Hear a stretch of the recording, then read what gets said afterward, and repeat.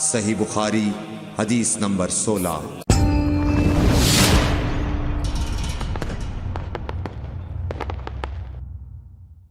या नबी सलाम अलैका, या रसूल सलाम अलैका, या हबीब सलाम अलैका, सलावतुल्लाह।